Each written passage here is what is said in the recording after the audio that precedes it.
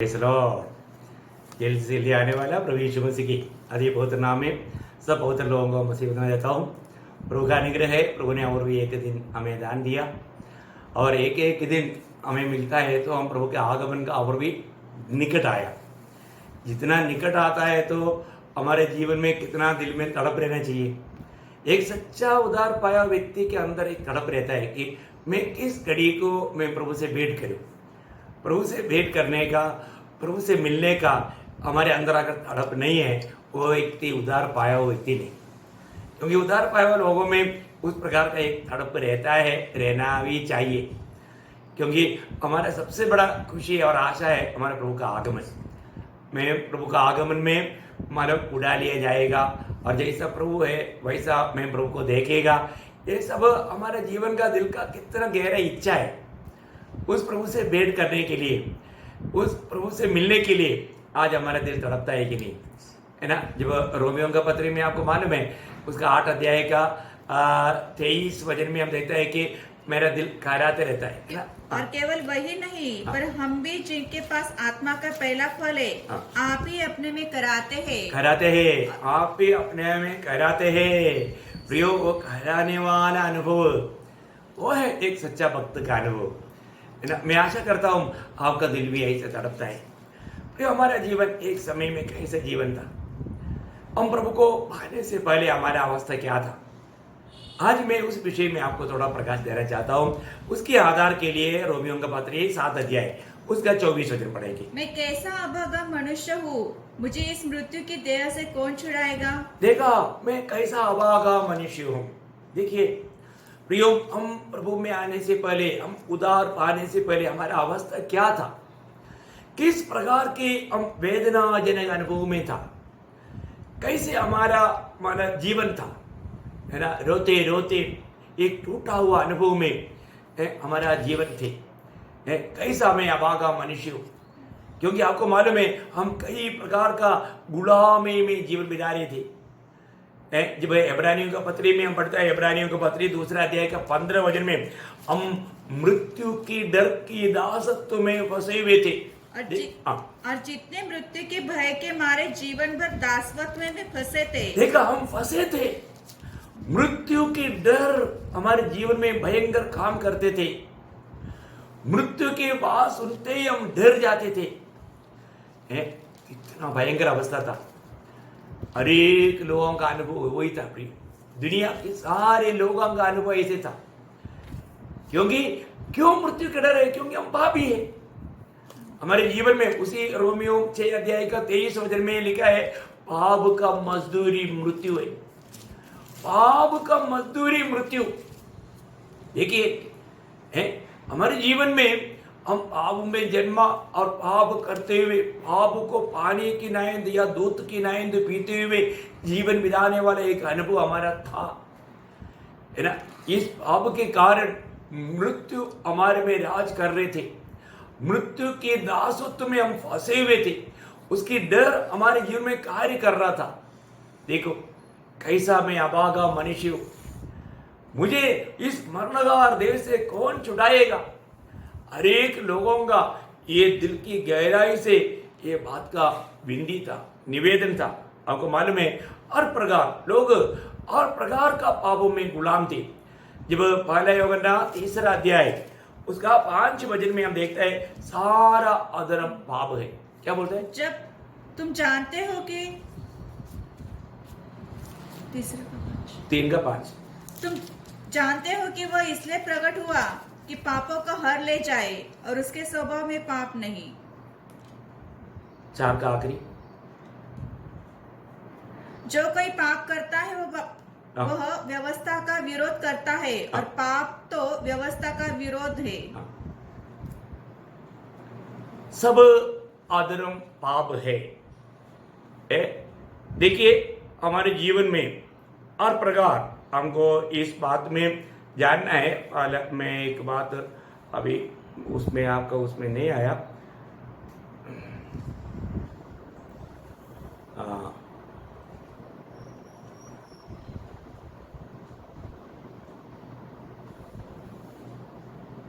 Okay, मतलब मेरा इसमें है पापम अधर्मम तन्ने അതിന്റെ उसका चार का आखिरी में चार का आखिरी हाँ और उसके और पाप तो व्यवस्था का विरोध है। नहीं आप पहले वरना 3 का 4 पढ़ रहा है। पाप जो करता है अधर्म भी करता है क्योंकि अनेक पाप अधर्म है, ऐसा आना चाहिए। जो कोई पाप करता है हाँ। वह व्यवस्था का विरोध करता है हाँ। और पाप तो व्यवस्था का विरोध है।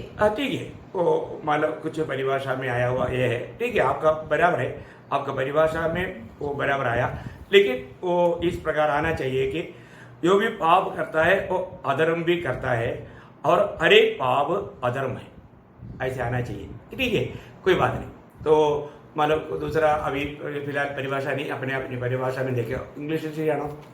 हाँ, तो सबसे बड़ी बात तो ठीक है, अभी मैं आपको मतलब बताना चाहूँगा, आप दूसरा भी परिभाषा में देखिएगा।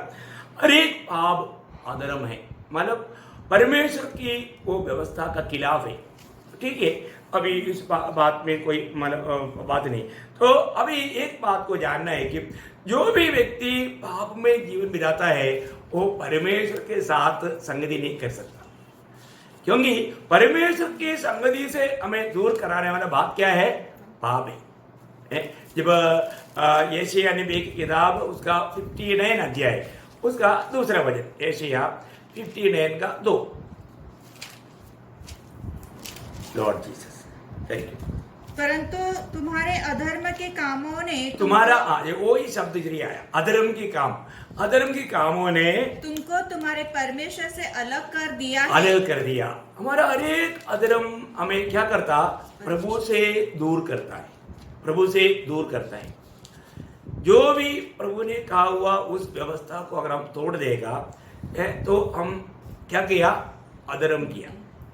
हर एक अधर्म हमें क्या करता? परमेश्वर से हमें दूर ले जाता है। हर एक अधर्म, देखिए प्रयोग मतलब आपका बहुत से डेफिनेशन है, मैं उस बातों में अभी नहीं जा रहा हूं, लेकिन एक बात मैं आपको बताना चाहता हूं, प्रभु के साथ का संगति में चलना है तो हमें एक सच्चा पवित्र जीवन बिताना। पाप हमेशा हमें प्रभु से दूर ले चलेगा। तो यहाँ पर जब भजन संगीता 14 अध्याय उसका 2-3 वचन पढ़ना। भजन संगीता उसका 14 अध्याय का 2-3 वचन। परमेश्वर ने स्वर्ग में से मनुष्य पर दृष्टि की कि देखे कि कोई बुद्धिमान, कोई परमेश्वर का खोजी है या नहीं। वे सब के सब भटक गए, वे सब भ्रष्ट हो गए, कोई सुकर्मी नहीं, एक भी नहीं। देखा, बोलने का अर्थ क्या है कि परमेश्वर का खोज में रहने वाला बुद्धिमान लोगों को पाने के लिए परमेश्वर स्वर्ग से मानव के ऊपर दृष्टि करके देखता है, लेकिन हम देखते हैं कोई भी नहीं। सब के सब अपने मार्ग को अपना करके अपने मार्ग में चल रहे, परमेश्वर का खोज में कोई भी नहीं मिलता। आज भी ये वचन सुनने के समय में प्रभु की उपस्थिति में बैठा हुआ आपको देख करके आज स्वर्ग बहुत आनंदित है। मैं आपको बताना चाहता हूं, जो भी व्यक्ति प्रभु की उपस्थिति में बैठ करके प्रभु की आलोचनाओं को प्राप्त करता है, प्रभु को सुनता है, उनके प्रति प्रभु का दिल में बहुत आनंद है। एकदम एक अच्छा भाग है जीवन का। तो प्रियो, प्रभु के साथ आज भी समय बिताने के लिए प्रभु ने हमें अवसर दिया। प्रभु ने हमें उस भयानक अवस्था से मुझे कौन छुड़ाएगा, मनुष्य का, मानव जाति का एक बड़ा पुकार था, एक बहुत बड़ा एक रोने का आवाज था। प्रभु का अनुग्रह है प्रियो, प्रभु ने हमें छुटकारा दिया, प्रभु से हमें वो छुटकारा पाया। हर एक इंसान, जब रोमियो 3:23 में क्या बोलता? सबने पाप किया और परमेश्वर का महिमा से रहित हो गया। इसलिए कि सबने पाप किया है और परमेश्वर की महिमा से रहित है। देखा, परमेश्वर की महिमा से रहित है, सभी ने पाप किया। हर एक लोग परमेश्वर की महिमा से रहित है।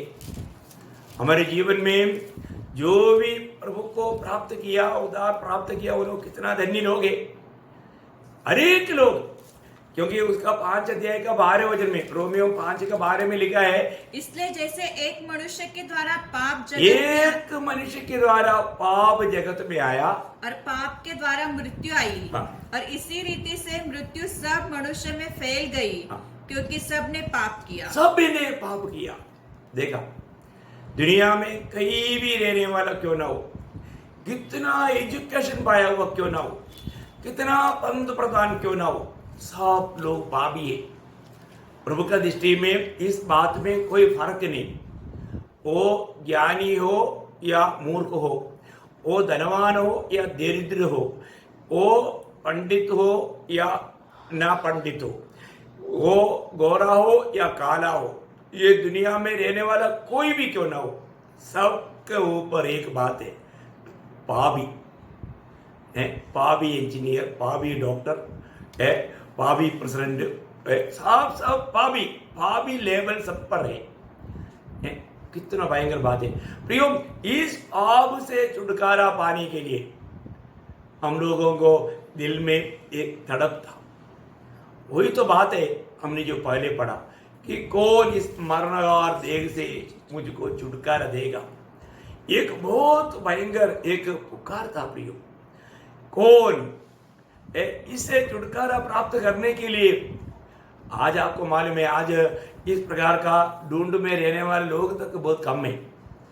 आज लोग मृत्यु के बाद के जीवन के बारे में सोचने के लिए लोगों के पास टाइम नहीं। लोग जीवन में इतना बिजी हो गया, कल के बारे में मतलब अपना आनंद काल का भविष्य के बारे में लोग सोचने के लिए तैयार नहीं, सुनने के लिए तक तैयार नहीं। कितना दुख भरा बात है। लेकिन आज हमें सुनने वाले लोगों को मैं एक बात बताना चाहता हूँ, हर एक इंसान को ये जानना है कि मैं पापी है, मुझे पाप से छुटकारा चाहिए। ये छुटकारा का मार्ग क्या है, ये जानना जरूरी बात है। आपको मालूम है जब इब्रानियों का पत्र 9 अध्याय उसका 22 वचन में लिखा है, बिना लहू बहा करके मुक्ति नहीं। देखिए बिना लहू बहाए पापों की क्षमा नहीं, बिना लहू बहाए पापों की क्षमा नहीं। देखिए बहुत बड़ी बात है, बिना लहू बहाए पापों की क्षमा नहीं। आपको मालूम है पुराना नियम में भी बहुत प्रकार भेड़ बकरियों को, बैलों को सब मतलब चढ़ाते थे, बिली करते थे, परंतु भेड़ बकरियों की लहू, बछड़े के लहू हमें पाप से शुद्ध नहीं करता। हमें शुद्ध करने वाले एकमात्र लहू है प्रियो। वो लहू का महत्व को हमें जानना है। उस लहू अगर नहीं बहाया होता हमें कभी भी पाप क्षमा नहीं मिला था। वो किसका लहू आपको मालूम? वो है प्रभु यीशु मसीह का लहू। अब देखिए उस लहू का खूबी क्या है। पहले यूहन्ना उसका पहला अध्याय उसका 7 वचन की आखिरी भाग में हम पढ़ता है, और उसके पुत्र यीशु का लहू हमें सब पापों से शुद्ध करता है। देखा, उसका पुत्र यीशु मसीह का लहू हमें सब पापों से धोकर शुद्ध करता है। बहुत बड़ी बात है हमारे जीवन में। आज दुनिया भर में पाप का भार लेकर के चलने वाले लोगों को यीशु मसीह अपने पास बुला रहा है।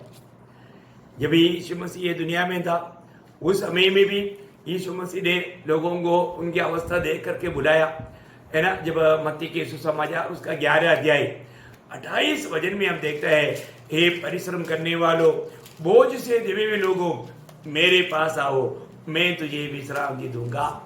देखो, हे सब परिश्रम करने वालों, सब परिश्रम करने वालों और बोझ से दबे हुए लोगों। देखा, देखो पाप की बोझ में लोग दब करके सीधा खड़ा होने के लिए उनके पास ताकत नहीं थी। ये पाप इतना भयानक रीति में उनको दबाते गया। प्रियो, प्रभु यीशु मसीह उनको सबको बोलते हैं, मेरे पास आओ, मेरे पास आओ। कितना अनोखा बात है। प्रभु के पास आने वालों को पाप क्षमा मिलेगा। ये दुनिया में पाप क्षमा देने के लिए सिर्फ एकमात्र व्यक्ति के पास अधिकार है, वो है प्रभु यीशु मसीह। आपको मालूम है यीशु नाम का अर्थ क्या है? जब प्रभु यीशु मसीह के जन्म के समय में ही स्वर्गदूत ने ये नाम दिया तब क्या बोला था?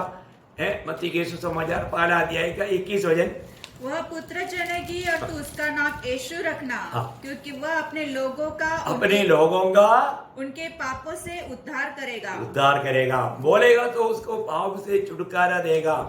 कितना अनमोल नाम है प्रियो, और कोई भी नाम में उद्धार नहीं है।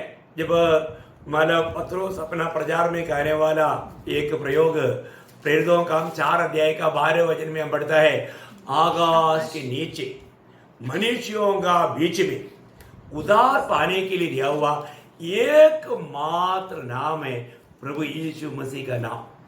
देखो प्रिय, इसी कारण हरेक लोगों को पूछ सकता है, क्या आपने मतलब प्रभु यीशु मसीह पर विश्वास करके उद्धार पाया है क्या? क्योंकि उद्धार पाने के लिए हम लोग सब आकाश के नीचे रहता है, आकाश के ऊपर नहीं रहता, और ये दुनिया में रहता है। आकाश के नीचे सारे संसार में उद्धार पाने के लिए कई नामों में एक नाम नहीं, एकमात्र नाम, वो है प्रभु यीशु मसीह का नाम। प्रभु यीशु मसीह के नाम पर हमें पाप क्षमा है, उद्धार है। कितना अनमोल बात है, प्रभु यीशु मसीह के नाम पर उद्धार। वही बात प्रेरितों का 10 अध्याय का 43 वचन में भी उसकी सब भविष्य वक्ता गवाही देते हैं कि जो कोई उस पर विश्वास करेगा उसको उसके नाम के द्वारा पापों की क्षमा मिलेगी। देखा, प्रभु यीशु मसीह की नाम के द्वारा पाप क्षमा मिलेगा। मैं आपको बताना चाहता हूँ, दुनिया में कोई भी देश में जा करके आप पता कर लो प्रियो, वहां पर कोई उद्धार पाया करके हर देश में मिलेगा आपको उद्धार पाए हुए लोग। ये कितना अच्छी बात है, उद्धार पाए हुए लोगों के साथ बैठ करके उद्धार के मार्ग में चलना हमारा कर्तव्य है। कहीं भी जाएगा तो हम ऐसा लोगों को जरूर पाना चाहिए, उनके साथ सन्निधि में रहना चाहिए, क्योंकि वो प्रभु के लोग हैं, वो स्वर्ग की यात्रा में हैं। उनसे मिलकर के चलने से हमारा आत्मीय जीवन में उन्नति होगा। तो इसका मतलब प्रभु यीशु मसीह के नाम पर हमारा उद्धार है। प्रभु यीशु मसीह इस दुनिया में हमें उद्धार करने के लिए आया है। तो इसलिए हमको जब यूहन्ना का सुसमाचार उसका 6 अध्याय उसका 37 वचन पढ़ना, यूहन्ना उसका 6 अध्याय का 37। जो कुछ पिता मुझे देता है वह सब मेरे पास आएगा, और जो कोई मेरे पास आएगा उसे मैं कभी न निकालूंगा। देखो, प्रभु कभी नहीं निकालेगा, बोलने का मतलब आपको छोड़ेगा नहीं। प्रभु आपका उद्धार करेगा, प्रभु आपको मुक्ति देगा, प्रभु आपको आनंद जीवन देगा, क्योंकि पिता ने दिया है। बहुत बड़ी बात है। और पिता देते बिना कोई भी यीशु मसीह के पास आता भी नहीं है। हम लोग, पिता ने हमको मसीह में जगत की उत्पत्ति से पहले चुना था, और पिता ने हमको पुत्र को दिया, और पुत्र ने हमें उद्धार किया, आनंद जीवन दिया। कितना धन्यवाद है। इसलिए प्रियो, ये दुनिया में हमें पिता से मिलाने वाला, हमें पाप से छुड़ाने वाला एकमात्र मध्यस्थ, एकमात्र बिचवाई वो प्रभु यीशु मसीह है। उन्होंने क्या किया, किस रीति में वो इस प्रकार का मध्यस्थ बना? 1 तिमोथी 2 अध्याय 5 और 6 वचन में हम लोग पढ़ता है। 1 तिमोथी उसका 2 अध्याय 5 और 6 वचन। क्योंकि परमेश्वर एक ही है, और परमेश्वर और मनुष्य के बीच में भी एक ही बिचवाई है, अर्थात यीशु मसीह जो मनुष्य है, जिसने अपने आप को सबके छुटकारे के दाम में दे दिया, और उसकी गवाही ठीक समय पर दी गई। बहुत बड़ी बात है। देखा, मतलब प्रियो, एकमात्र मध्यस्थ है। वो मध्यस्थ का खूबी क्या है? हमारे लिए वह अपना पवित्र लहू बहाया, अपना पवित्र लहू बहाया। मैं आपको बताना चाहूंगा प्रियो, इसके अलावा एक मार्ग द्वार नहीं है। यीशु मसीह ही वो एकमात्र मार्ग है, यीशु मसीह ही वो एकमात्र नाम है। उस नाम में हमें पाप क्षमा है। वो बात 1 यूहन्ना 2 अध्याय का 12 वचन में भी हम पढ़ता है। 1 यूहन्ना 2 का 12। हे बालकों, मैं तुम्हें इसलिए लिखता हूँ कि उसके नाम से तुम्हारे पाप क्षमा हुए हैं। उसके नाम से, प्रभु यीशु मसीह के नाम से तुम्हारा पाप क्षमा हुआ है। बार बार हम ये बात को बाइबल में पढ़ते हैं, परमेश्वर का वचन में पढ़ता है। प्रियो, जिन्होंने भी आज तक अगर उद्धार पाया है, वो प्रभु यीशु मसीह के नाम पर विश्वास करने के द्वारा। अब हमारे में आज कितनी प्रकार का जाति के लोग प्रभु यीशु मसीह पर विश्वास करके पाप क्षमा पा करके आज गवाही दे रहा है। बहुत बड़ी बात है ना। मेरे जीवन में मेरे साथ एक रहीम था, एक राघवन था, ऐसा बहुत से मानव प्रकार का जाति के लोग भी मानव प्रभु में विश्वास करके इतना पावरफुल गवाही दे करके प्रभु का गौरव करते थे, क्योंकि प्रभु यीशु मसीह पर विश्वास करने के द्वारा उनको पाप क्षमा मिला, उनका जीवन बदल गया। कितना अनमोल बात है प्रिय। हमारा खुद का गवाही आप देखो है, अगर एक व्यक्ति प्रभु यीशु मसीह पर विश्वास करने के बाद में और उसका जीवन नहीं बदला तो उन्होंने प्रभु यीशु मसीह के पास आकर के अपना पाप क्षमा का अनुभव नहीं पाया, उसका प्रभु के साथ नाता नहीं जोड़ा। ये बात है, जिसका भी नाता प्रभु के साथ जुड़ जाता है उसका जीवन बदलता है, क्योंकि वचन ही इसे बोलते हैं न। दूसरा कोरिन्थी 5 अध्याय का 17 वचन कहता है, यदि जो कोई मसीह यीशु में है वह नया सृष्टि है, पुराना बात रह गया, ऐसा नहीं बीत गया, देखो सब कुछ नया बन गया, सब कुछ नया बन जाना है। ये नहीं कि प्रभु में आने के बाद में जो कई लोग बोलता ना, मैं 2 बोतल शराब पीता था अभी 2 पक पीता है, नहीं प्रियो, वो अभी तक प्रभु में नहीं आया। मैं 2 पैकेट सिगरेट पीता था अभी सिर्फ टॉयलेट जाने के लिए 1 पीता है, नो, ऐसा मन पर ऐसा एक नया जन्म की बात बाइबल नहीं कहता। प्रभु में आने के बाद में वो पाप का कोई भी प्रकार का स्वभाव फिर हमारे में नहीं रहता। ज्योति में चलने वाला फिर अंधेरे के साथ कैसे संगति करेगा, पाप में कैसे जीवन बिता पाएगा, ये बात बहुत बड़ा धोखा है। मैं एक बात आपको बताऊं, जब यीशु मसीह ने यूहन्ना 14 अध्याय का 6 वचन में कहा, सत्य मार्ग और जीवन में ही हूं, मेरे बिना कोई भी पिता के पास नहीं आ सकता, बोलने का अर्थ बहुत गहरा है। यीशु मसीह एकमात्र मार्ग है। यीशु मसीह मार्ग के बारे में बताने के लिए नहीं आया। इस मार्ग का आपको एक बात मैं आपको खास करके बताना चाहूंगा, यही एकमात्र मार्ग है। उसका 2 गहरा एक छाया पुराना नियम में पड़ता है। वो क्या क्या आपको मालूम है? एक नोआ का जहाज, आपको मालूम है नोआ का जहाज मतलब 300 फीट लंबा, 50 फीट चौड़ा और 30 फीट ऊंचा, ऐसा एक बड़ा जहाज है। और इसका कितना द्वार थे? एक ही द्वार था। देखिए है ना, आप उल्पत्ति की किताब 6 अध्याय का 15-16 वचन और 7 का पढ़िए। इस ढंग से उसको बनाना, जहाज की लंबाई 300 हाथ, चौड़ाई 50 हाथ और ऊंचाई 30 हाथ की हो। जहाज में एक खिड़की बनाना और उसके 1 हाथ ऊपर उसकी छत बनाना और जहाज को एक द्वार रखना। देखिए बहुत बड़ी बात क्या है कि मतलब प्रभु ने इतना बड़ा जहाज बनाने के बाद में उसका एक ही द्वार रखा, क्योंकि वो द्वार प्रभु यीशु मसीह को दिखाता है। यीशु मसीह ही वो एकमात्र द्वार है। देखिए उसी प्रकार एक बात है कि मानव टबरनाकल या मिला वाला तंबू का जो आंगन जो है, वो आंगन का सही आपको मालूम, वो आंगन मतलब 400 फीट लंबा और 50 फीट चौड़ा और 5 फीट ऊंचा है ना। एक्सोडस चैप्टर 27 वर्स 18 में लिखा है। मैं एक बात आपको बताऊं, उसका भी एक ही द्वार था। देखिए उसका भी मिल सकता है। आंगन की लंबाई 100 हाथ की और उसकी चौड़ाई 50 हाथ की और उसके कनात की ऊंचाई 5 हाथ की हो। उसकी कनात की बटी हुई सूक्ष्म सनी के कपड़े की बने और खंभों में खाने पीतल के हो। बस मतलब बोलने का अर्थ क्या है कि उसका लंबाई चौड़ाई ऊंचाई को बताता है। और उसका कितना द्वार था? एक ही द्वार था। तो बहुत बड़ी बात क्या है कि हमारे जीवन में हमें इस बात को जानना है कि मतलब प्रभु यीशु मसीह ही एकमात्र द्वार है। अभी वो बात है यूहन्ना के सुसमाचार में प्रभु ने क्लियर कहा, उसका 10 अध्याय का 9 वचन, द्वार में ही हूँ। देखा, द्वार में ही हूँ। प्रियो, प्रभु यीशु मसीह के अलावा बचने के लिए एक द्वार नहीं है।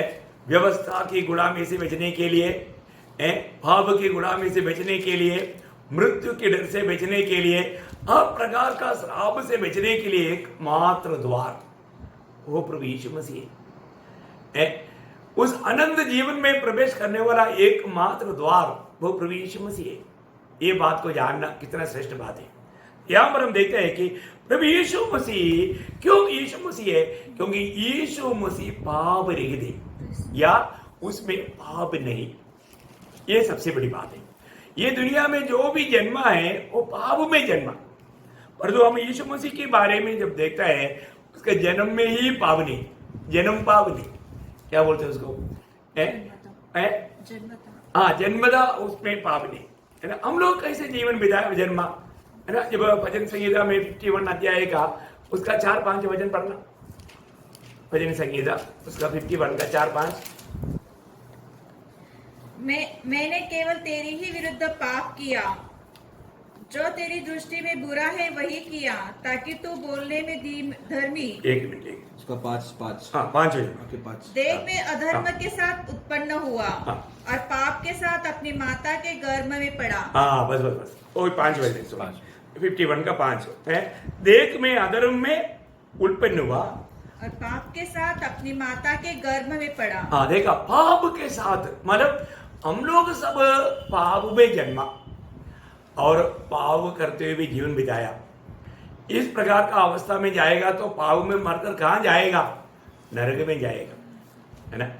प्रभु यीशु मसीह इसलिए जब यूहन्ना का सुसमाचार में आपको याद होगा 8 अध्याय का 24 वचन में वो कहता है, यूहन्ना 8 अध्याय का 24 वचन, इसलिए मैंने तुमसे कहा कि तुम अपने पापों में मरोगे, क्योंकि यदि तुम विश्वास न करोगे कि मैं वही हूँ। हाँ देखो, सबसे बड़ी बात है प्रभु यीशु मसीह ही एकमात्र द्वार है, प्रभु यीशु मसीह एकमात्र उद्धार करता है, प्रभु यीशु मसीह स्वर्ग से उद्धार करके हमारे लिए आया हुआ परमेश्वर का मेमना है। ये सच्चा जानकारी पा करके प्रभु में अगर हम विश्वास नहीं किया, हम पाप में मरकर नरक में जाएगा। प्रियो, यीशु मसीह की जन्म कैसे था? यीशु मसीह हमारे जैसा जन्म नहीं लिया, वह जन्म से पाप रहित था, पाप रहित जन्म लिया है ना। मत्ती के सुसमाचार 1 अध्याय उसका 18 वचन, मत्ती उसका 1 अध्याय का 18 वचन। यीशु मसीह का जन्म इस प्रकार से हुआ कि जब उसकी माता मरियम की मंगनी यूसुफ के साथ हो गई, तो उसके इकट्ठे होने से पहले ही वह पवित्र आत्मा की ओर से गर्भवती पाई गई। देखा कैसे वो मैं उसका जन्म था, पवित्र आत्मा की ओर से, पवित्र आत्मा की ओर से, मनुष्य से नहीं प्रिय, नर और नारी मिलकर के नहीं, पवित्र आत्मा से। वो एक पवित्र जन्म था। उसका 25 वचन, और जब तक वह पुत्र न जनी तब तक वह उसके पास न गया। हाँ देखा, मतलब उसमें मनुष्य का कोई भी भाग नहीं, वो पवित्र आत्मा से जन्म लिया। वही बात लूका में है, जब मरियम प्रभु को दूध को पूछने के टाइम पर वो बोलता है, लूका 1 का 35 वचन पढ़ना, लूका 1 का 35।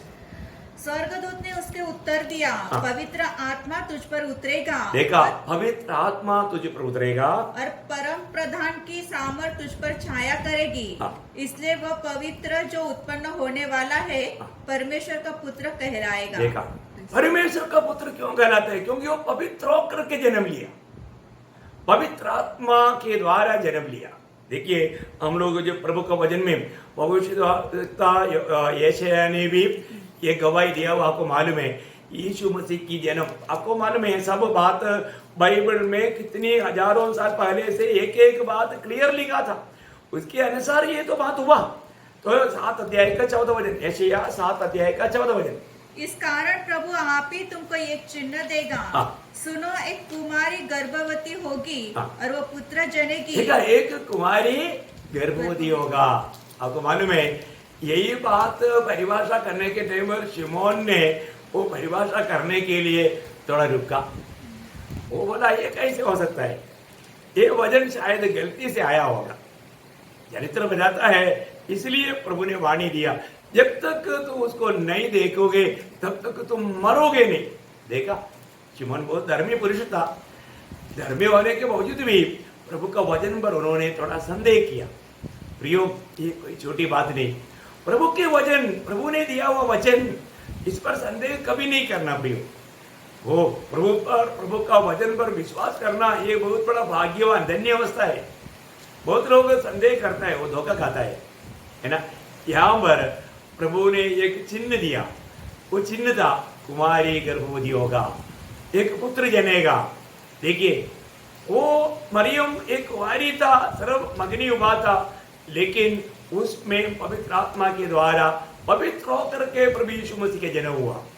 यीशु मसीह के बारे में बाइबल क्या कहता है है ना। जब यूहन्ना का सुसमाचार 1 अध्याय का 1 वचन, आदि में वजन था, वजन परमेश्वर के साथ था और वजन परमेश्वर था। प्रियो, वो वजन परमेश्वर था, फिर क्या हुआ? उसका 14 वजन, और वचन देहधारी हुआ और अनुग्रह और सच्चाई से परिपूर्ण होकर हमारे बीच में डेरा किया। देखा है, वो वजन देहधारी हुआ, वो वजन देहधारी हुआ, वो है प्रभु यीशु मसीह, है ना? वो स्वयं परमेश्वर है।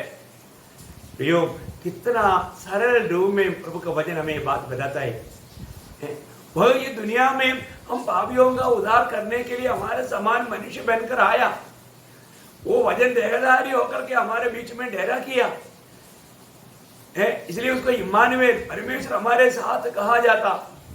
कितना बड़ी बात है ना। प्रभु यीशु मसीह का ये दुनिया में जो जीवन, वो कैसे जीवन था?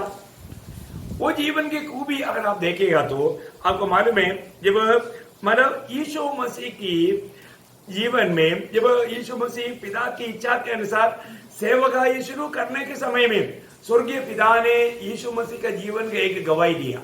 आपको याद है मत्ती के सुसमाचार 3 अध्याय का 17 वचन में 30 साल का, करीब 30 साल का उम्र में प्रभु यीशु मसीह यॉर्दान नदी में उसके आगे आगे मार्ग तैयार करने के लिए आया हुआ।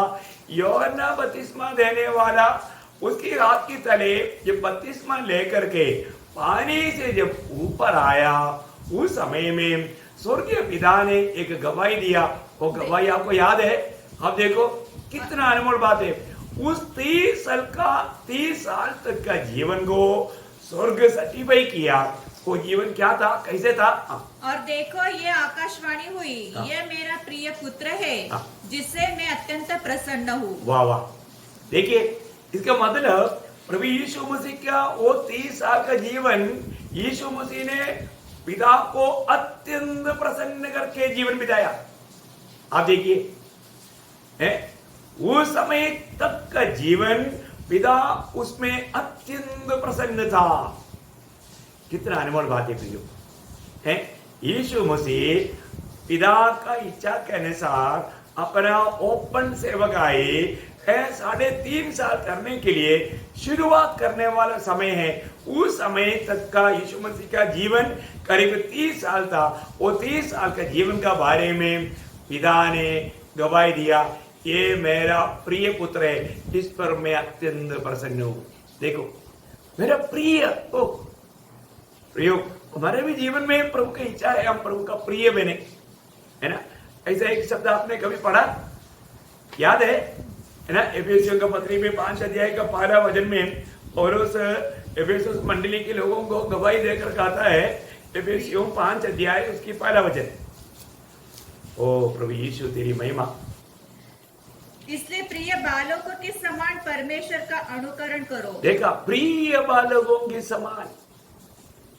प्रियो, प्रभु को संतान भी है, प्रिय संतान भी है, प्रभु को पोता नहीं है। तो इसलिए हमें प्रभु का संतान होने का प्रभु ने अधिकार दिया। अभी हमारा कर्तव्य क्या, हम प्रभु का प्रिय बन जाए। तो यीशु मसीह के बारे में स्वर्गीय पिता ने गवाही दिया, ये मेरा प्रिय संतान है, ये मेरा प्रिय पुत्र है, इस पर मैं अत्यंत प्रसन्न। देखा इसके बाद में करीब 3.5 साल प्रभु ने सेवकाई किया। वो 3.5 साल का सेवकाई के एंड में स्वर्ग से गवाही मिला। वो गवाही क्या था? उसी मत्ती 17 अध्याय का 5 वचन, वो बोल ही रहा था कि एक उजाले बादल ने उन्हें छा लिया और उस बादल में से यह शब्द निकला, यह मेरा प्रिय पुत्र है, ये मेरा प्रिय पुत्र है। प्रियो, जिससे मैं प्रसन्न हूँ, मैं प्रसन्न हूँ, इसकी सुनो, इसकी सुनो। देखो, जिससे मैं प्रसन्न हूँ, इसकी सुनो, है ना? वहां पर संदर्भ आपको मालूम है, वहां पर मोशे और एलिया भी प्रकट हुआ। पतरस बोलता है, प्रभु हम यहाँ पर 3 तंबू बनाएंगे, एक तेरे लिए, एक मोशा के लिए, एक एलिया के लिए। है वो क्या कह रहा है उसको भी मालूम नहीं था। तब स्वर्ग से वाणी हुआ, अभी तुम मोशे को नहीं सुनना, अभी तुम एलिया को नहीं सुनना, अभी तुम मेरा बेटा क्या कह रहा है वो सुनो। कितना बड़ी बात है ना, वो सुनना है प्रिय। प्रभु जो कहता है वो सुनो। एक बार कना का शादी में मतलब वहां पर दाखरस कम था, मरियम जाकर के उसका माँ मरियम जाकर के बोला, बेटे अभी मतलब ये दाखरस खत्म हो गया है।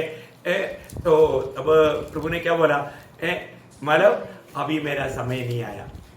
लेकिन मरियम सेवकों को एक बात कहता है, वो उससे कहता है तो वो करना। उसका 5 वचन में है ना, उसकी माता ने सेवकों से कहा, हाँ। जो कुछ वह तुमसे जो कहे, कुछ वह तुमसे कहे वही करना। वही करना। देखो वो जो कहता है वही करना भाई। आज हमारे लिए भी आज्ञा वही है, जो कुछ प्रभु कहता है हमें वही करना है। हमें उसके आगे पीछे कुछ सोचने की जरूरत नहीं। प्रभु ने जो भी कहा आप करो। आप जरूर जीवन में आपको लज्जित होना नहीं पड़ेगा। अगर ऐसा नहीं है तो आपको लज्जित होना पड़ेगा। नहमान को एलीशा ने बोला तुम जाकर के यॉर्दन नदी में 7 बार डुबकी लो। नहमान बोला, अरे हमारा आराम देश में इतना सुंदर नदी है, अरबाना पर्पर नदी, दोनों नदी एकदम आंसू का पानी जैसा, इतना सुंदर पानी, कोई गंदगी नहीं। अगर शुद्ध होना है तो अच्छा पानी में डुबकी लेना अच्छा है ना। देखो नहमान का बुद्धि। मनुष्य ऐसा कई बात सोचता है, लेकिन आखिर क्रोधित होकर के जाने वाला नहमान को उनके साथ का संगीदास लोगों ने थोड़ा ठंडा किया। बोला स्वामी उन्होंने कोई बड़ी बात तो नहीं कहा, हल्की बात कहा ना, तो प्लीज थोड़ा सा करके देखो ना। नहमान बड़ा मुश्किल से वो बात मान करके जा करके यॉर्दान नदी में जा करके 7 बार डुबकी लिया। क्या हो गया, उसका कोढ़ चला गया, उसका शरीर एकदम बालक के समान बन गया। ये दूसरी राजा 5 अध्याय में पढ़ता है, मैं पूरा पढ़ने के लिए नहीं जाता हूँ। प्रियो एक बात जानना, प्रभु की बात मानना, प्रभु की बातों पर संदेह ना करो। प्रभु की वचन है तो उसको वचन अगर मानेगा जरूर उस व्यक्ति के जीवन धन्य बनेगा, वो एक आशीषित व्यक्ति बनेगा। अगर हम प्रभु की बातों को नहीं मानेगा वो जरूर मूर्ख ठहरेगा। वो बात आपको मालूम है, पहाड़ी उपदेश में भी कंक्लूजन करने के टाइम पर मत्ती 7 अध्याय का 24 से 27 तक का वचनों में प्रभु यीशु मसीह ने साफ साफ कहा, इसलिए जो कोई मेरी ये बातें सुनकर उन्हें मानता है वो उस बुद्धिमान मनुष्य के समान ठहरेगा जिसने अपना घर चट्टान पर बनाया और मेह बरसा और बाढ़ें आई और आंधियां चली और उस घर से टकराई, फिर भी वह नहीं गिरा क्योंकि उसकी नींव चट्टान पर डाली गई थी। परंतु जो कोई मेरी ये बातें सुनता है और उन पर नहीं चलता वो उस निर्बुद्धि मनुष्य के समान ठहरेगा जिसने अपना घर बालू पर बनाया और मेह बरसा और बाढ़ें आई और आंधियां चली और उस घर से टकराई और वह गिरकर सत्यानाश हो गया। देखिए प्रतिकूल आने के समय में मालूम पड़ता है उसका नेव कहाँ पर है। देखिए आज हमारा नेव सही में प्रभु यीशु मसीह में है क्या? जो ओरिजिनल नेव स्वर्गीय पिता ने डाला है। प्रियो हमारे जीवन में हर बात अगर यीशु मसीह के सत्य वचन में, पत्य वचन में, सच्चा उपदेश में है तो वो व्यक्ति कभी भी नहीं डगमगाएगा। इसलिए अपने आप को परखना है।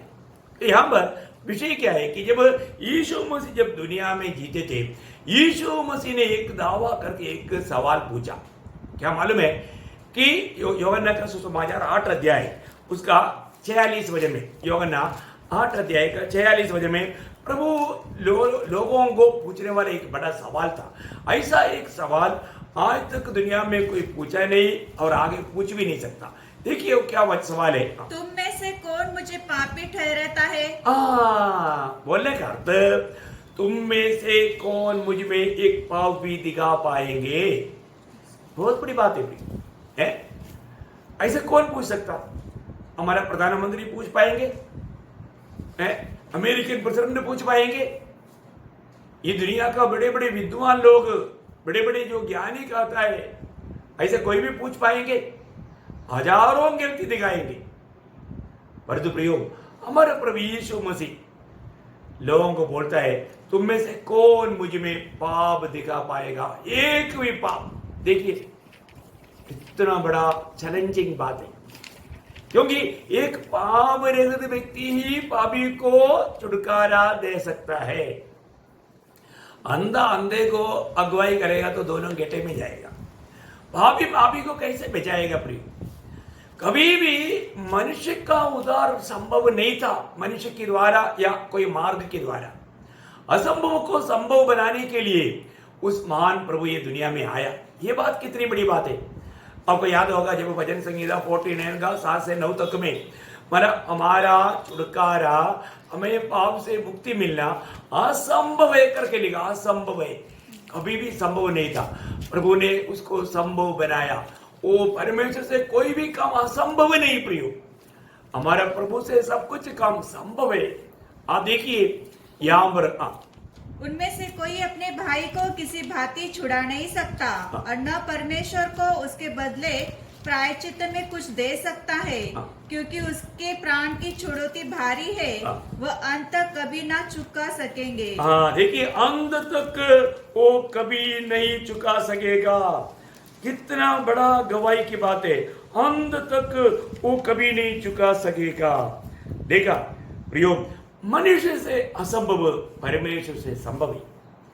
ये बात को जानना प्रियो, परमेश्वर ही ये काम को कर सकता है। आपको याद होगा जब लूका का सुसमाचार उसकी पहला अध्याय उसकी 37 वचन थोड़ा पढ़ना। लूका उसका पहला अध्याय का 37। क्योंकि जो वचन परमेश्वर की ओर से होता है वह प्रभाव रहित नहीं होता। मतलब परमेश्वर को कोई भी बात असंभव नहीं, ऐसे 137 for with God nothing will be impossible. हाँ देखा, मतलब परमेश्वर के लिए कोई भी काम असंभव नहीं, सब संभव है। प्रभु सब कुछ कर सकता है? कोई परिभाषा में ठीक से नहीं आया, कोई बात नहीं, आप ये वचनों को थोड़ा ठीक से जानना है, बहुत बड़ी बात है प्रियो। मैं आपको और एक वचन भी उसके लिए आपको पढ़ाना चाहूंगा। मरकोस उसका 10 अध्याय का 27। मरकोस 10 अध्याय का 27 वचन पढ़ो। यीशु ने उनकी ओर देखकर कहा, मनुष्य से तो यह नहीं हो सकता, परंतु परमेश्वर से हो सकता है। मतलब मनुष्य से नहीं हो सकता, परंतु परमेश्वर से संभव है। परमेश्वर से संभव है। वो प्रयोग वाला हिंदी में परिभाषा का शब्द वाला थोड़ा बहुत ढीला है। हो सकता है ऐसे नहीं, हो सकता है उसमें तक बलहीन आता है, वो शब्द क्लियर नहीं है। तो परमेश्वर से संभव है, मनुष्य से असंभव, परंतु परमेश्वर से संभव है। एक बात आपको बताना, 1-2 वचन इसलिए आपको और क्लियर करने के लिए। मत्ती उसका 9 का 35 पढ़ना। मत्ती 9 अध्याय का 35 वचन। यीशु सब नगरों और गांवों में फिरता रहा और उनके आराधनालयों में उपदेश करता और राज्य का सुसमाचार का प्रचार करता और हर प्रकार की बीमारी और दुर्बलता को दूर करता रहा। मतलब बोलने का अर्थ, मतलब प्रभु हर एक बातों को सही किया। मतलब असंभव समझने वाला बातों को भी प्रभु संभव में बदल डाला। और एक वचन पढ़ना पुराने नियम से, यिर्मयाह 32 अध्याय का 17 वचन। यिर्मयाह 32 का 17। ओ प्रभु हे प्रभु यहोवा, तूने बड़े सामर्थ और बढ़ाई हुई बूझ से आकाश और पृथ्वी को बनाया है, तेरे लिए कोई काम कठिन नहीं है। करेक्ट, तेरे लिए कोई भी काम कठिन नहीं या असंभव है, ऐसा नहीं। प्रभु के लिए कोई भी काम असंभव नहीं, संभव है। आपको मालूम है जब अब्राहम को बच्चा नहीं था, अब्राहम को प्रभु ने बच्चे का वायदा किया और प्रभु अब्राहम को बोलने वाली एक बात है उत्पत्ति में उसका 18 अध्याय का 14 वचन। क्या यहोवा के लिए कोई काम कठिन है? हाँ, कोई काम कठिन है, बड़ा सवाल है ना। कोई भी काम कठिन नहीं, हमारे प्रभु के लिए सब कुछ संभव है, सब कुछ संभव है। तो यहाँ पर हम 49 वचन संहिता में क्या पढ़ रहा था? 49 वचन संहिता में वहां पर वचन क्लियर कहता है मनुष्य का छुटकारा असंभव था। पढ़ना उसको 7 से 9। उनमें से कोई अपने भाई को किसी भांति छुड़ा नहीं सकता है और न परमेश्वर को उसके बदले प्रायश्चित में कुछ दे सकता है, क्योंकि उसके प्राण की उनकी प्राण की छुड़ौती भारी है, वह अंत तक कभी न चुका सकेंगे। बोलने का मतलब ये मनुष्य से असंभव की बात था। ये कभी नहीं हो सकता था, परंतु वो संभव को प्रभु ने असंभव को संभव बनाया। कितना बड़ी बात है। आज बहुत बार मैंने भी एक बात को देखा है कि जब उद्धार का बारे में बोलने के समय में कई लोग, जो दुनिया का बुद्धिमान लोग, दुनिया के उपदेष्टा लोग एक बार मुझे खुद अनुभव हुआ पंजाब में, है ना, चंडीगढ़ में है, मैं एक ऐसा प्रभु का पर्चियाँ बांट रहे थे, तो वहाँ पर एक 30-40 करीब लोग, बुढ़े लोग हैं, सब एजड लोग थे, उनके बीच में एक मतलब उनका सामने एक व्यक्ति बैठ करके मतलब प्रचार कर रहे थे। तो मैं उनको ये पर्ची दिया और मैं बोला ये प्रभु यीशु मसीह के बारे में है, प्रभु यीशु मसीह पर विश्वास करेगा तो आपको उद्धार मिलेगा, पाप क्षमा मिलेगा, अनंत जीवन मिलेगा, आप मरने के बाद में स्वर्ग में जाएगा। ये बात मैं उनको बताया तो वो व्यक्ति एकदम मानव इतना बड़ा दाढ़ी है, पूरा गले में माला है, वो एकदम मानव सिर हिला के बोला उद्धार, उद्धार कोई पा सकता है क्या? उद्धार कहीं मिल सकता है क्या? देखो सुनो, वो बोलता है लोगों को, उधर ही बैठा हुआ लोगों को बोलता है हमारे गांव में हमारे एक महर्षि, एक तपस्वी मतलब रहता था, उसने 1000 साल तपस किया, तभी भी उसको उद्धार नहीं मिला। अब ये बच्चा बोलता है उद्धार मिलेगा। देखो है, ऐसा उद्धार मिल सकता है क्या? अरे वो तपस्वी सन्यासी महर्षि 1000 साल तपस किया है, तभी भी उसको उद्धार नहीं मिला, और ये बोलता है उद्धार मिलेगा। देखो उसने मेरी बात को एकदम मजाक में उड़ाया। तब मैंने उनको बोला आपके जैसे लोग ये जो गरीब लोगों को मूर्ख बनाता है, उनको बुद्धू बनाता है, उसको गुस्सा आया। मैं बोला आप मुझे बताओ ये दुनिया में एक व्यक्ति का आयु कितना है? 1000 साल तपस किया, बोलता है 1000 साल। ये दुनिया में सबसे ज्यादा जिंदा रहा वो व्यक्ति का नाम बाइबल कहता है, वो मेथुसेलह है, 969 ईयर्स ओल्ड। देखिए ये सबसे अधिक जीवित रहा हुआ एक व्यक्ति का नाम है और उसका उम्र है 969। 969 से आगे एक व्यक्ति भी दुनिया में जिंदा नहीं रहा है। आदम तक 930 साल जिंदा रहा है, नोहा 950 साल जिंदा रहा। पर दो मेथुसेलह का आयु लंबा क्यों किया? क्योंकि होने वाला क्रोध में आने वाला जलप्रलय से बचने के लिए लोगों को प्रभु ने मौका दिया। प्रियो आपको ये जानना चाहिए, लोग इसे बंडलबाजी करके जो अनजान लोगों को धोखा देता है, कितना भयंकर बात है प्रियो है। फिर मैंने उनको बताया ना, तब लोग थोड़ा अलर्ट हो गया, लोग सब थोड़ा गौर देने लगा। फिर मैंने उनको समझाया देखो मैंने अपना जीवन का गवाही दिया, तब वो व्यक्ति भी थोड़ा सा हिल गया। एक बात आपको बताना चाहता हूं, आज कितने लोग कथा कहानियों को बोल करके दुनिया को बुद्धू बनाता है, धोखा देता है। प्रियो हमारा सच्चा गवाही, जीवन का गवाही, गवाही का बहुत सामर्थ्य है प्रियो। मैंने फिर उनको समझाया कि मैंने कैसा उद्धार पाया, मैं कौन हूं, मेरा कैसा जीवन बदल गया, मैं आपके पास ऐसे क्यों लेकर आया। और मैंने उनको पूछा आप प्रभु यीशु मसीह के बारे में जानते हैं क्या? उनको कुछ भी नहीं मालूम है। आप देखो सबसे बड़ी बात है प्रियो, उनको परमेश्वर का ज्ञान नहीं है, झूठे कथा कहानियों पर विश्वास करके दुनिया को गुमराह करता है। ऐसा कितने लोग हैं प्रियो, आज दुनिया पर ऐसा भ्रष्टाचार बढ़ रहा है, भाव बढ़ते जा रहा है अज्ञानता का कारण है। अज्ञानता पाप का मादा है प्रियो। सच में ज्ञान पा करके, ज्ञान बोलेगा तो स्वर्ग का ज्ञान, स्वर्ग का ज्ञान प्रभु यीशु मसीह है। यीशु मसीह प्राप्त होगा तभी उसको ज्ञान प्राप्त होगा। यीशु मसीह प्राप्त करते बिना, क्योंकि बाइबल में 2 जगह पर क्लियर लिखा है ना, जब पहला कुरिन्थी पहला अध्याय का 24 वचन में और 30 वचन में यीशु मसीह परमेश्वर का ज्ञान है। यीशु मसीह परमेश्वर का ज्ञान है। क्या बोला? मसीह परमेश्वर की सामर्थ और परमेश्वर का ज्ञान है। हाँ, मसीह परमेश्वर का सामर्थ और ज्ञान है प्रियो। ये बहुत बड़ी बात है, मैं आपको बताना चाहता हूं। जिसको यीशु मसीह नहीं मिला उसको ज्ञान नहीं मिला, जिसको यीशु मसीह नहीं मिला उसको सच्चाई नहीं मिला। फिर जो भी बोलता है सब झूठ बोलता है प्रियो। एकमात्र सच्चाई वो प्रभु यीशु मसीह है। क्योंकि सच्चाई बोलने का मतलब आरंभ। यीशु मसीह ने सारा सृष्टि को सृजा, उस सृजा हुआ यीशु मसीह नहीं मिला तो सच्चाई कहां रहा? नहीं रहा प्रियो। आज लोग कितने अंधकार में है, कितने अज्ञानता में है। देखिए एक बात मैं आपको बताऊं, यीशु मसीह के बारे में शैतान क्या गवाही दिया? शैतान देखो, शैतान भी प्रभु के बारे में सच बोलना कितना भयंकर बात है। वो तो ऐसे बातों पर झूठ नहीं बोल सकता, वो तो झूठों का पिता है। लेकिन हम देखते हैं कि यहाँ पर मरकोस का सुसमाचार पहला अध्याय उसका 24 वचन, मरकोस पहला अध्याय का 24 वचन। ओ प्रभु यीशु, मरकोस पहला अध्याय का 24 वचन। उसने चिल्लाकर कहा, हे यीशु नासरी, हमें तुझसे क्या काम? क्या तू हमें नष्ट करने आया है? मैं जानता हूँ कि तू कौन है, परमेश्वर का पवित्र जन। देखा, तुम परमेश्वर का पवित्र जन है।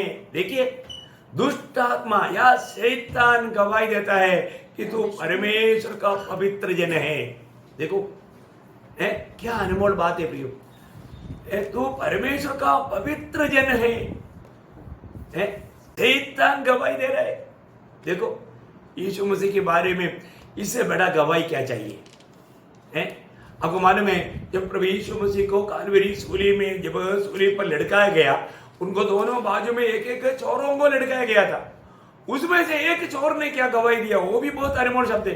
कभी भी इस रीति में तड़प तड़प करके मरने वाला ऐसा व्यक्ति इस प्रकार का गवाही देना बोलेगा तो एक अजब्बा का बात है ना। जब लूका 23 अध्याय का 41 वचन, और हम तो न्याय के अनुसार दंड पा रहे हैं, क्योंकि हमने अपने कामों के ठीक फल पा रहे हैं। इसने कोई अनुचित काम नहीं किया। देखा, यीशु मसीह के बारे में वो गवाही देता है कि इसने कोई अनुचित काम नहीं किया, मतलब इसने कोई पाप नहीं किया, इसने कोई गलती नहीं किया। देखो एक चोर गवाही दे रहे। ये भी जाने दे, यीशु मसीह को पकड़वाने वाले इस्करियोत यहूदा ने क्या गवाही दिया? देखो, कम से कम वो तो कम से कम कुछ झूठ मूठ बोल सकता था, वो भी नहीं बोल पाया। देखिए इस्करियोत यहूदा का गवाही आप सुनिए प्रियो, उसका भी मतलब गवाही का शब्द कितना श्रेष्ठ है। मत्ती उसके 27 अध्याय के 4 वचन पढ़ना, मत्ती 27 अध्याय के 4 वचन। और कहा, मैं निर्दोष को घात के लिए पकड़ कर पाप किया है। देखा, मैंने निर्दोष को घात के लिए पकड़वा करके मैंने पाप किया। देखा, किसका शब्द है? इस्करियोत यहूदा का शब्द। जिस इस्करियोत यहूदा यीशु मसीह की 12 चेलों में से एक था, यीशु मसीह को 30 सिक्का में बेच डाल करके वो अभी यहां पर गवाही दे रहा है, मैंने क्या किया? मैंने निर्दोष को पकड़वाया। क्या बात है प्रियो, है इस्करियोत यहूदा भी प्रभु यीशु मसीह के बारे में क्या गवाही देता है? ये कोई छोटी बात है क्या? है? और भी आप देखिए, जिस पिलातुस न्यायी होकर के कई बार प्रभु यीशु मसीह को जांच पड़ताल करने के बाद में उस गवर्नर पिलातुस, न्यायी पिलातुस क्या गवाही देता है? आप सुनिए, जब यूहन्ना का सुसमाचार 19 अध्याय उसका 4 वचन, यूहन्ना उसका 19 अध्याय का 4 वचन। जब पिलातुस ने फिर बाहर निकलकर लोगों से कहा, देखो मैं उसे तुम्हारे पास फिर बाहर लाता हूँ, ताकि तुम जानो कि मैं उसमें कुछ भी दोष नहीं पाता। देखा, मैं उसमें कुछ भी दोष नहीं पाता। पूरा जांच पड़ताल करने के बाद में गवर्नर पिलातुस की यह गवाही है। उसका 6 वचन। जब प्रधान याजकों और प्यादों ने उसे देखा तो चिल्लाकर कहा, उसे क्रूस पर चढ़ा। क्रूस पर पिलातुस ने उसे कहा, तुम ही उसे लेकर क्रूस पर चढ़ाओ, क्योंकि मैंने उसमें कोई दोष नहीं पाता। देखा, मैं उस पर कोई दोष नहीं पाया, मैंने उस पर कोई दोष नहीं पाया। पिलातुस ने कई प्रकार जांच पड़ताल करके देखा, लेकिन न्यायी पिलातुस, गवर्नर पिलातुस उस पर एक भी दोष नहीं पाया। प्रियो, आप देखो कितना बड़ा गवाही है। मानो सभी लोग दुष्टात्मा या शैतान गवाही दे रहा है, चोर गवाही दे रहा है, पकड़वाने वाला इस्करियोत यहूदा गवाही दे रहा है, जांचने वाला, न्याय करने वाला अदालत में उसके अधिकारी गवर्नर पिलातुस गवाही दे रहा है, उसमें कोई दोष नहीं। फिर कौन गवाही देगा प्रियो? फिर कौन दोष लगाएगा प्रियो? ऐसा एक निर्दोष व्यक्ति, वही हमें पाप से छुटकारा दे सकता है ना। अभी इसकी निर्दोष, उसकी मानव पाप रहित अवस्था के बारे में प्रेरित लोगों में श्रेष्ठ तीनों प्रेरित लोग गवाही देता है। ये भी बड़ी अनमोल बात है ना। प्रेषित पौलुस गवाही देता है। उसके बारे में क्या गवाही देता है आपको मालूम है?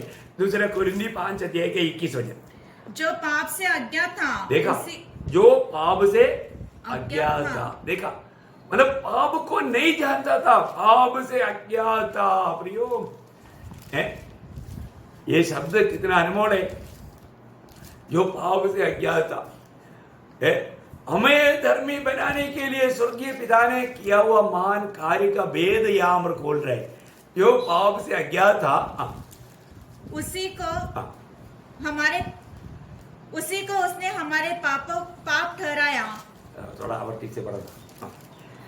जो पाप से अज्ञात था, उसी को उसने हमारे लिए पाप ठहराया। हमारे लिए पाप ठहराया। किसके लिए? हमारे लिए पाप ठहराया है। अब देखो, वो हमारे लिए क्यों पाप ठहराया? कारण कि हम उसमें होकर परमेश्वर की धार्मिकता बन जाए। देखा प्रियो, हमें धर्मी बनाने के लिए हमारा पाप प्रभु यीशु मसीह पर ला दिया, उसको पाप ठहराया। वो पापी नहीं, उसको पाप ठहराया गया, हमारा पाप उस पर लाया गया। वो क्या प्रयोग है प्रियो पवित्र शास्त्र का, हमें धर्मी ठहराने के लिए। ऐसा एक निष्पाप व्यक्ति पर पाप ठहरा करके हमको धर्मी बना करके हमें परमेश्वर के सामने खड़ा करने वाला परमेश्वर का उस मार्ग को आप थोड़ा देखिए, जानिए, कितना श्रेष्ठ बात है। कौन समझेगा ये? मेरे लिए, आपके लिए प्रभु ने क्या किया प्रियो? वो पाप के लिए अनजान था, वो नहीं जानते पाप, लेकिन हमारे लिए वो पाप ठहराया गया है। अभी पत्रोस क्या कहता है? पहला पत्रोस 2 अध्याय का 22 वचन। न तो उसने पाप किया। देखा, उसने कभी पाप नहीं किया। ओह, आप देखो प्रियो है, 3.5 साल का पिता की इच्छा के अनुसार सेवकाई के बीच में साथ में रहने वाला पत्रोस से गवाही देता है, उसने कभी पाप नहीं किया, उसने पाप नहीं किया है। अभी यूहन्ना क्या बोलता है? पहले यूहन्ना 3 अध्याय का 5 वचन। और उसके स्वभाव में पाप नहीं। उसका स्वभाव में पाप नहीं। वाह, क्या गवाही है है। वो पाप नहीं जानता, वो पाप नहीं किया, और उसका स्वभाव में पाप नहीं। ऐसा एक निर्दोष पाप रहित व्यक्ति सिर्फ हमें पाप से छुटकारा दे सकता है। ऐसा एकमात्र व्यक्ति है प्रियो, वो है प्रभु यीशु मसीह। कितना श्रेष्ठ बात है। प्रभु यीशु मसीह पर विश्वास करके पाप क्षमा अगर प्राप्त नहीं किया प्रियो, ये दुनिया में और कोई भी हमको नहीं बचा सकता, और कोई मार्ग नहीं। आज दुनिया भर में ये सुसमाचार क्यों सुनाया जाता है? इतना प्रतिकूल होने पर भी है, क्यों सुनाया जाता है? क्योंकि अगर ये सच्चाई नहीं बताएगा तो वे लोग पाप में मरकर नरक में जाएगा, अनंत काल की आग में तड़पता रहेगा। उनको उस अनंत आग से बचाने के लिए ये सुसमाचार दिया जाता है। कितना श्रेष्ठ बात है। कई प्रकार, कई तकलीफ सह करके पवित्र लोग, उधार पाए हुए लोग प्रभु का प्रेम की खातिर, प्रभु का प्रेम में विवेश होकर के लोग मसीह के गवाही देता है। कितना श्रेष्ठ बात है। उसी में हमें छुटकारा है, उसके लहू हमें सारे पापों से धोकर शुद्ध करता है। देखिए, इसलिए यीशु मसीह ने मतलब एक बात का बड़ा गवाही दिया। यूहन्ना का सुसमाचार 10 अध्याय उसका 28 वचन। यूहन्ना उसका 10 अध्याय का 28 वचन। और मैं उन्हें अनंत जीवन देता हूँ। देखो, पिता ने जितने लोगों को पुत्र को दिया, यीशु मसीह बोलता है मैं उन्हें अनंत जीवन देता हूँ, वे कभी नष्ट न होंगे, वे कभी नष्ट नहीं होगा, और कोई उन्हें मेरे हाथ से छीन न लेगा। कितना धन्यवाद है, कितना धन्यवाद है। यदि आपने प्रभु यीशु मसीह के हाथ में हमारे जीवन को सौंपा है तो, आपका जीवन को सौंपा है तो प्रभु आपको आनंद जीवन देता है। यीशु मसीह आपको अनंत जीवन और कोई भी नहीं दे सकता, क्योंकि अनंत जीवन सिर्फ प्रभु यीशु मसीह में है। यीशु मसीह के पास अनंत जीवन है ही नहीं। आप देखिए ये कितना धन्य बात है ना। आज आपको ये जानना है, आज प्रभु यीशु मसीह आपका जीवन में है क्या? आज प्रभु यीशु मसीह के हाथ में आपने अपने जीवन को समर्पण किया है क्या? आज प्रभु यीशु मसीह को आपने प्रभु जान करके, उद्धारकर्ता के रूप में प्रभु मान करके ग्रहण किया है क्या? और है तो प्रभु आपको अनंत जीवन दिया है, क्योंकि पहला यूहन्ना 5 अध्याय 11 से 13 तक का वचन प्रियो इसलिए लिखा है, आप अनजान होकर धोखा ना खाए, आप ये सच्चाई को क्लियर जाने। पहला यूहन्ना 5 अध्याय 11 से 13। और यह गवाही यह है कि परमेश्वर ने हमें अनंत जीवन दिया है, और ये जीवन उसके पुत्र में है। उस अनंत जीवन किसमें है? पुत्र, प्रभु यीशु मसीह में है। पुत्र मीन्स प्रभु यीशु मसीह में है। जिसके पास पुत्र है उसके पास जीवन है। देखा, जिसके पास प्रभु यीशु मसीह है उसके पास ये अनंत जीवन है। और जिसके पास परमेश्वर का पुत्र नहीं, उसके पास जीवन भी नहीं, जीवन नहीं है, उनके पास जीवन नहीं है। मैंने तुम्हें जो परमेश्वर के पुत्र के नाम पर विश्वास करते हो, इसलिए लिखा है कि तुम जानो कि अनंत जीवन तुम्हारा है। क्या श्रेष्ठ बात है प्रियो। जो भी व्यक्ति प्रभु यीशु मसीह को अपना दिल दिया है, उन्होंने अनंत जीवन पा चुका है। प्रभु ने हमें अनंत जीवन दिया है, ये जानकारी रख करके जीवन बिताना प्रियो। हम प्रभु में आने के बाद में वो पुराना मनुष्यत्व की बातें हमारे जीवन में कार्य करने के लिए मौका ना दे। ऐसे बातों को हमें उधार डालना, ऐसे कोई बात दिखता है तो हमें उसको छोड़ देना। कोलोसियों का पत्र 1-2 वचन पढ़कर मैं जल्दी समाप्त करूंगा। कोलोसियों उसका 3 अध्याय 9-10 वचन। एक दूसरे से झूठ मत बोलो, क्योंकि तुमने पुराने मनुष्यत्व को उसके कामों समेत उतार डाला है और नए मनुष्य को पहन लिया है, जो अपने सृजनहार के स्वरूप के अनुसार ज्ञान प्राप्त करने के लिए नया बनता जाता है। क्या अनमोल शब्द है प्रियो है। हमने क्या किया? उस आदम में मनुष्य को, जिसमें रहने के द्वारा सिर्फ मृत्यु ही मृत्यु मिलता, उसको हमने उतार डाला। उसमें कई प्रकार का पाप और कलंक में जीवन बिताने वाला उस पुराना मनुष्य को उतार डाला, और नया मनुष्य बोलेगा तो प्रभु यीशु मसीह, यीशु मसीह को धारण करके यीशु मसीह में रह करके जीवन बिताने वाला अनुभव। वही बात को थोड़ा और गहराई में एफेसियों का पत्री में लिखा, हम उसको भी वचन को पढ़ेंगे। एफेसियों 4 अध्याय का 22 से 24। एफेसियों 4 अध्याय का 22 से 24। कि तुम पिछले चाल चलन के पुराने मनुष्यत्व को, जो भरमाने वाली अभिलाषाओं के अनुसार भ्रष्ट हो जाता है, उतार डालो। ऐसे कोई भी बात अभी भी जीवन में दिखता है तो क्या करना? उसको उतार डालो। वो पुराना मनुष्य की बात उतार डालो। और अपने मन के आत्मिक स्वभाव में नए बनते जाओ, और नए मनुष्य को पहन लो, जो परमेश्वर के अनुरूप सत्य की धार्मिकता और पवित्रता में सुरजा गया है। देखिए, आज हम हरेक लोगों को हमेशा मसीह को धारण करके चलना, यीशु मसीह को धारण करके चलना बहुत बड़ी बात है। आज मैंने अगर मसीह को हमारा अपना जीवन दिया है तो मेरे दिल में स्वीकार है तो, है ना। जब रोमियो का पत्र उसका 13 अध्याय का 14 वचन, रोमियो उसका 13 अध्याय 14 वचन बहुत अनमोल शब्द है, इसलिए मैं आपको पढ़ा रहा हूँ। वरन प्रभु यीशु मसीह को पहन लो। देखा, यीशु मसीह को पहन लो और शरीर की अभिलाषाओं को पूरा करने का उपाय न करो। देखा, बोलने का मतलब क्या है प्रियो? अभी भी अगर हम शरीर पर मन लगाता है, शरीर की रीति में चलता है प्रियो, इससे बड़ा धोखा कुछ भी नहीं। आत्मीय जीवन को कुल्हाड़ी मार करके नष्ट करने वाला, बर्बाद करने वाला अवस्था है वो।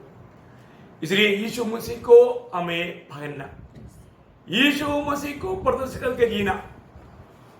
अपने अनुभव को देखो, अपनी अवस्था को जांचो, है ना। आज सही प्रकार में आज अभी भी प्रभु यीशु मसीह में है या अभी भी पुराना आदम में?